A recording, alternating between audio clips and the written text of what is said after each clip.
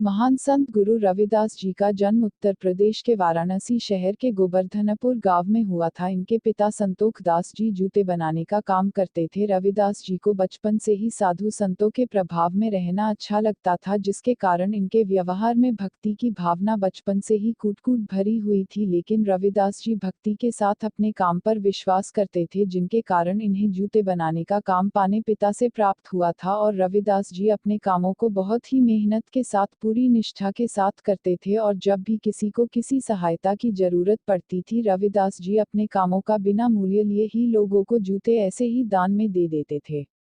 एक बार की बात है, किसी त्योहार पर इनके गांव वाले सभी लोग गंगा स्नान के लिए जा रहे थे, तो सभी ने रविदास जी से भी गंगा स्नान जाने का निवेदन किया, लेकिन रविदास जी ने गंगा स्नान करने जाने से मना कर दिया, क्योंकि उसी दिन रविदास जी ने किसी व्यक्ति को जूते बनाकर देने का वचन दिया था। फिर रविदास जी ने कहा कि यदि मान लो मैं गंगा स्नान के लिए चला भी जाता हूँ तो मेरा ध्यान तो अपने दिए हुए वचन पर लगा रहेगा, फिर यदि मैं वचन तोड़ता हूँ तो फिर गंगा स्नान का पुण्य कैसे प्राप्त हो सकता है। जिससे यह घटना रविदास जी के कर्म के प्रति निष्ठा और वचन पालन को दर्शाता है, जिसके कारण इस घटना पर संत रविदास जी ने कहा कि यदि मेरा मन सच्चा है, मेरी इस जूते धोने वाली कठौती में ही गंगा है।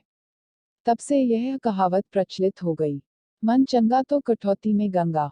अर्थात यदि हमारा मन शुद्ध है तो हमारे हृदय में ही ईश्वर निवास करते हैं। रविदास जी हमेशा से ही जाति-पाति के भेदभाव के खिलाफ थे, और जब भी मौका मिलता वे हमेशा सामाजिक कुरीतियों के खिलाफ हमेशा आवाज उठाते रहते थे। रविदास जी के गुरु रामानंद जी थे, जिनके संत और भक्ति का प्रभाव रविदास जी के ऊपर पड़ा था। इसी कारण रविदास जी को भी मौका मिलता वे भक्ति में तल्लीन हो जाते थे, जिसके कारण रविदास जी से बहुत सुनना पड़ता था। और शादी के बाद तो जब रविदास जी अपने बनाए हुए जूते को किसी आवश्यकमंद को बिना मूल्य में ही दान दे देते थे, जिसके कारण इनका घर चलाना मुश्किल हो जाता था, जिसके कारण रविदास जी इनके पिता ने अपने परिवार से अलग कर दिया था। फिर भी रविदास जी ने कभी भी भक्ति मार्ग को नहीं छोड़ा, जिसके बाद रविदास जी ने यह पंक्ति कही, अब कैसे छूटे राम रट लागी।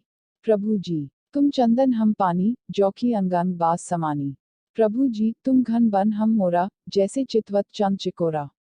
प्रभु जी तुम दीपक हम बाती, जौ की ज्योति बरे दिन राती। प्रभु जी तुम मोती हम धागा, जैसे सोनही मिलत सोहागा। प्रभु जी तुम स्वामी हम दासा, ऐसी भक्ति करे रैदासा। अर्थात रविदास जी ईश्वर को अपना अभिन्न अंग मानते थे और ईश्वर के बिना जीवन की कल्पना भी नहीं करते थे, जिसका प्रमाण हमें इस पंक्ति में दिखाई देता है। रविदास जी जाति व्यवस्था के सबसे बड़े विरोधी थे। उनका मानना था कि मनुष्यों द्वारा जाति-पाति के चलते मनुष्य मनुष्य से दूर होता जा रहा है, और जिस जाति से मनुष्य मनुष्य में बंटवारा हो जाए तो फिर जाति का क्या लाभ। जाति जाति में जाति हैं, जो केतन के पात। रैदास मनुष्य ना जुड़ सके जब तक जाति न जात।